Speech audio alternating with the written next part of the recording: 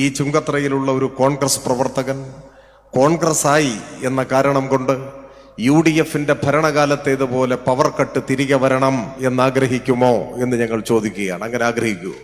കോൺഗ്രസ്സുകാരനാണ് എന്നതുകൊണ്ട് UDFന്റെ ഭരണകാലത്തേതുപോലെ പരീക്ഷക്കാലത്ത് പോലും പാഠപുസ്തകം കിട്ടരുതേ എന്നാരെങ്കിലും ആഗ്രഹിക്കുമോ? ഇല്ല, അങ്ങനെയൊന്നും UDFകാർ ആഗ്രഹിക്കില്ല, കോൺഗ്രസ്സുകാർ ആഗ്രഹിക്കില്ല. നമ്മുടെ എതിർപ്പാളയത്തിൽ കൊണ്ടുപിടിച്ച പരിശ്രമമാണ് വിവാദങ്ങൾ ഉണ്ടാക്കാൻ, വിവാദങ്ങൾ സൃഷ്ടിക്കാൻ, സമൂഹത്തിൽ ഭിന്നിപ്പുണ്ടാക്കാൻ, ധ്രുവീകരണം ഉണ്ടാക്കാൻ, വിദ്വേഷം വമിപ്പിക്കാൻ.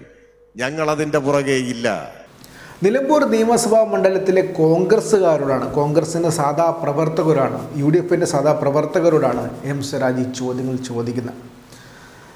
രാഷ്ട്രീയമായിട്ട് വ്യത്യാസങ്ങൾ ഉണ്ടാകാം, പക്ഷേ അതുകൊണ്ട് ചില കാര്യങ്ങൾ വേണ്ടാമെന്ന് നിങ്ങൾ പറയുമോ എന്ന് അവരെ നോക്കി, UDFന്റെ പ്രവർത്തകരെ നോക്കി എം സ്വരാജ് ചോദിക്കുന്നുണ്ട്. എം സ്വരാജിൻ്റെ ആ വാക്കുകൾ നമുക്കൊന്ന് കേൾക്കാം. ഇവിടെ ഒത്തുകൂടിയിരിക്കുന്ന എൻ്റെ പ്രിയപ്പെട്ട സഹോദരീ സഹോദരന്മാരോട്, എൻ്റെ നാട്ടുകാരോട് എനിക്കൊരൊറ്റ കാര്യം മാത്രമേ ഓർമ്മപ്പെടുത്താനുള്ളൂ. മുഖ്യമന്ത്രിയും അക്കാര്യം ഇവിടെ സൂചിപ്പിക്കുകയുണ്ടായി. നമ്മുടെ നാട് മഹത്തായ മാറ്റങ്ങളിലൂടെയാണ് കടന്നു പോകുന്നത്. ഏതെങ്കിലും ഒരു ചരിത്രകാരൻ കേരളത്തെ സംബന്ധിച്ച് പരാമർശിക്കുമ്പോൾ കേരളത്തിൻ്റെ സുവർണകാലം എന്ന് ഏതെങ്കിലും ഒരു കാലത്തെ വിശേഷിപ്പിക്കുന്നുണ്ടെങ്കിൽ അത് പോയ 9 വർഷങ്ങളായിരിക്കും എന്ന കാര്യത്തിൽ ഒരു സംശയവുമില്ല.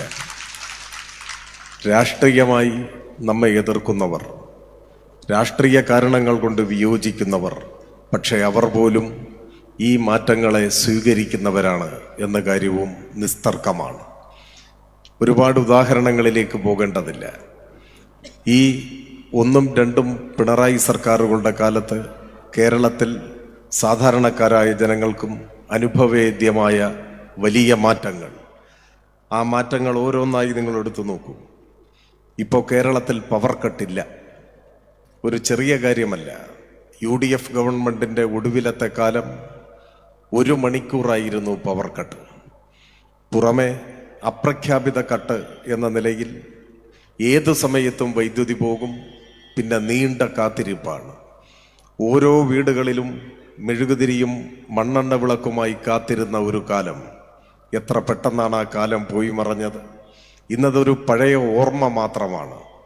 പവർ കട്ടില്ലാത്ത കേരളം യാഥാർത്ഥ്യമാക്കി നമ്മുടെ രാജ്യത്തെ ഇതര സംസ്ഥാനങ്ങളെ നമ്മുടെ നാട് വിസ്മയിപ്പിക്കുകയാണ്. ഇവിടെ ചുങ്കത്തറയിൽ കോൺഗ്രസിൻ്റെ സുഹൃത്തുക്കൾ ധാരാളമുണ്ട്. അവരോടൊന്നും വ്യക്തിപരമായി നമുക്കൊരു വിദ്വേഷമോ വിരോധമോ ഇല്ല. എല്ലാം നമ്മുടെ സഹോദരങ്ങളാണ്. വ്യത്യസ്തമായ ഒരു രാഷ്ട്രീയ കാഴ്ചപ്പാട് അവർ ഉയർത്തിപ്പിടിക്കുന്നുവെന്നേയുള്ളൂ. ഞാനിവിടെ പറയാൻ ശ്രമിച്ചത്, കോൺഗ്രസ് ആയി എന്ന കാരണം കൊണ്ട് ഈ നാട്ടിലുണ്ടായ മാറ്റങ്ങളെ ഒന്നും അവരെതിർക്കില്ല. ആ മാറ്റങ്ങളെ അവരും സ്വീകരിക്കും, അവരും അംഗീകരിക്കും. ഉദാഹരണത്തിന്, ഈ ചുങ്കത്രയിലുള്ള ഒരു കോൺഗ്രസ് പ്രവർത്തകൻ കോൺഗ്രസ് ആയി എന്ന കാരണം കൊണ്ട് UDFന്റെ ഭരണകാലത്തേതുപോലെ പവർ കട്ട് തിരികെ വരണം എന്നാഗ്രഹിക്കുമോ എന്ന് ഞങ്ങൾ ചോദിക്കുകയാണ്. അങ്ങനെ ആഗ്രഹിക്കൂ? ഇല്ല. രാഷ്ട്രീയമൊക്കെ വേറെ, ആ വിയോജിപ്പൊക്കെ ഉണ്ടാവും. പക്ഷേ ഈ കാലഘട്ടത്തിൽ കേരളത്തിലുണ്ടായ മഹത്തായ മാറ്റങ്ങൾ, ആ മാറ്റങ്ങളെ അവരും ഹൃദയത്തിൽ സ്വീകരിക്കുന്നു, അവരും അത് ഉൾക്കൊള്ളുന്നു, അംഗീകരിക്കുന്നു. അത് തുടരണം എന്നുള്ളിൻ്റെ ഉള്ളിൽ അവരാഗ്രഹിക്കുന്നു. ഒരു മലയാളിയും പവർ കട്ട് വേണം എന്നാഗ്രഹിക്കില്ല. നമ്മുടെ പള്ളിക്കൂടങ്ങളിലുണ്ടായ മാറ്റം, എല്ലാ ക്ലാസ് മുറികളും സ്മാർട്ടായി. സ്കൂൾ തുറക്കുന്നതിന് മുൻപ് പാഠപുസ്തകം കുട്ടികളുടെ കയ്യിൽ. നമ്മൾ ആരെങ്കിലും കരുതിയിരുന്നോ ഇങ്ങനെയൊരു കാലം വരുമെന്ന്? പരീക്ഷക്കാലത്ത് പോലും പാഠപുസ്തകം കിട്ടാതെ കുട്ടികൾ തെരുവിലിറങ്ങിയ ഒരു കാലമുണ്ടായിരുന്നില്ലേ? വിദ്യാഭ്യാസ രംഗം പ്രക്ഷുബ്ധമായ കാലം. പാഠപുസ്തകം അച്ചടിച്ച് വിതരണം ചെയ്യാനാവാതെ നിസ്സഹായനായ അന്നത്തെ മന്ത്രി പറഞ്ഞ ന്യായം നിങ്ങളുടെ മനസ്സിലില്ലേ? ഞാനതിപ്പോൾ ആവർത്തിക്കുന്നില്ല. ആ കേരളമാണ് സ്കൂൾ തുറക്കുന്നതിന് മുൻപ് പാഠപുസ്തകം വിതരണം ചെയ്തുകൊണ്ട് ഇന്ത്യക്ക് മാതൃക കാണിച്ചത്. കോൺഗ്രസ്സുകാരനാണ് എന്നതുകൊണ്ട് UDFന്റെ ഭരണകാലത്തേതുപോലെ പരീക്ഷക്കാലത്ത് പോലും പാഠപുസ്തകം കിട്ടരുതേ എന്നാരെങ്കിലും ആഗ്രഹിക്കുമോ? ഇല്ല, അങ്ങനെയൊന്നും UDFകാർ ആഗ്രഹിക്കില്ല, കോൺഗ്രസ്സുകാർ ആഗ്രഹിക്കില്ല. ഈ മാറ്റങ്ങൾ തുടരണമെന്നേ ആഗ്രഹിക്കൂ. ക്ഷേമ പെൻഷനുകൾ മുടങ്ങണമെന്നോ, ലൈഫ് ഭവന പദ്ധതി പോലെ ഒരു ഭവന പദ്ധതി ഉണ്ടാകരുതെന്നോ ആരും ആഗ്രഹിക്കില്ല. പതാകകളുടെ നിറഭേദങ്ങൾക്കപ്പുറത്തോ നാടാകെ നല്ല മാറ്റങ്ങളെ സ്വീകരിക്കും, അംഗീകരിക്കും. രാഷ്ട്രീയമായി ചില വിയോജിപ്പുകളോ എതിർപ്പുകളോ ഉണ്ടാവും, അത് പ്രകടിപ്പിക്കുകയും ചെയ്യും. അതങ്ങനെയാണ്. ഞാൻ പറഞ്ഞു വന്നത്, നമ്മുടെ നാടാർജിച്ച മഹത്തായ നേട്ടങ്ങൾ, വലിയ മാറ്റങ്ങൾ, ആ നേട്ടങ്ങളും മാറ്റങ്ങളും ഇടയ്ക്ക് വെച്ച് പാതി വഴിയിൽ വെച്ച് വീണു പോകരുത്, നിന്നു പോകരുത് എന്ന് നാട് ആഗ്രഹിക്കുന്നുണ്ട്. അത് തുടരണമെങ്കിൽ ഇടതുപക്ഷം കൂടുതൽ കരുത്താർജിക്കണം. ഇടതുപക്ഷം കരുത്താർജിക്കുമ്പോഴാണ് നാടിൻ്റെ നന്മകൾക്ക് തുടർച്ചയുണ്ടാവുക, നമ്മുടെ ജീവിതത്തിൽ അനുഭവവേദ്യമാകുന്ന മാറ്റങ്ങൾ ഉണ്ടാവുക, മാറ്റങ്ങളുടെ ഭാഗമായ നേട്ടങ്ങൾ ഉണ്ടാവുക. സ്വാഭാവികമായും ഇടതുപക്ഷം കരുത്താർജിക്കണമെങ്കിൽ ഈ നിയമസഭാ ഉപതെരഞ്ഞെടുപ്പിൽ ഇവിടെയും ഇടതുപക്ഷം വിജയിക്കേണ്ടതായിട്ടുണ്ട്. ഒപ്പം നിലമ്പൂരിനും പുതിയൊരു വികസന വഴിത്താരം വെട്ടിത്തെളിയിച്ചെടുക്കാൻ നമുക്കാവും. ചില സുഹൃത്തുക്കൾ ചോദിക്കുന്നുണ്ട്, ഏതാനും മാസങ്ങൾ കഴിഞ്ഞാൽ വീണ്ടും തെരഞ്ഞെടുപ്പ് വരും. ചെറിയൊരു കാലമാണ് നിയമസഭയുടെ കാലാവധി. ആര് ജയിച്ചാലും മഹാത്ഭുതങ്ങൾ കാഴ്ചവെക്കാൻ ആവില്ല എന്നുറപ്പാണ്. അതൊക്കെ ശരിയാണ്. കാലാവധി നിയമസഭയുടേത് കുറവാണ്, ഏതാനും മാസങ്ങൾ മാത്രം. പക്ഷെ അതുകൊണ്ട് ഈ തെരഞ്ഞെടുപ്പിന്റെ പ്രാധാന്യം കുറയുന്നില്ല. ബൃഹത് പദ്ധതികൾ ആവിഷ്കരിക്കാനും പ്രയോഗപഥത്തിൽ എത്തിക്കുവാനും ഒരുപക്ഷെ സാധിച്ചേക്കില്ല എന്നെല്ലാവരും സമ്മതിക്കുമ്പോൾ തന്നെ പുതിയ ചില തുടക്കങ്ങൾ കുറിക്കാൻ നമുക്കാവും എന്ന കാര്യത്തിൽ സംശയമില്ല. നിലമ്പൂരിന് അനുയോജ്യമായ വികസന പദ്ധതികൾ ആവിഷ്കരിക്കാൻ, അത്തരം പദ്ധതികൾക്ക് അംഗീകാരം നേടുന്നതിന്റെ ഭാഗമായ പ്രാരംഭ നടപടികളിലേക്കെങ്കിലും കടക്കാൻ നമുക്ക് സാധിക്കും. അതിനുള്ള സമയമുണ്ട്.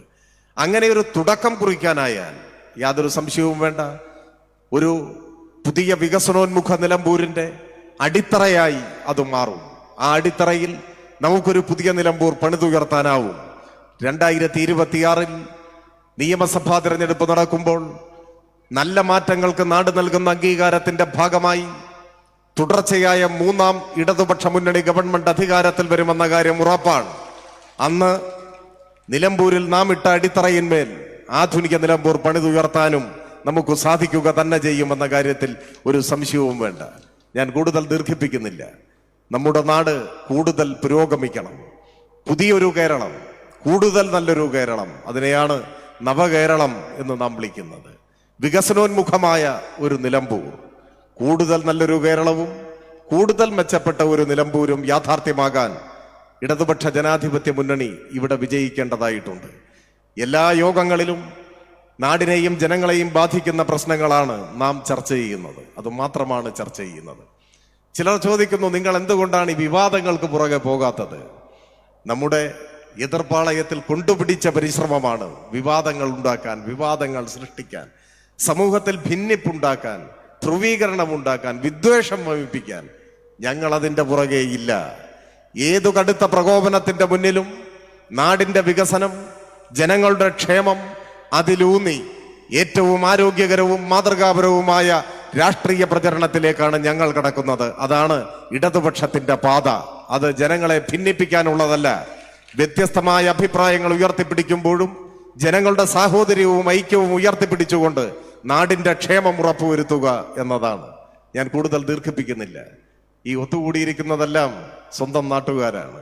തൊട്ടപ്പുറത്ത് ചുങ്കത്ര മാർത്തോമ കോളേജിലാണ് ഞാൻ പഠിച്ചത് 5 കൊല്ലം. അവിടെയാണ് വിദ്യാർത്ഥി സംഘടനാ പ്രവർത്തനത്തിന്റെ ഗണ്യമായ ഒരു കാലയളവ് ചെലവഴിച്ചത്.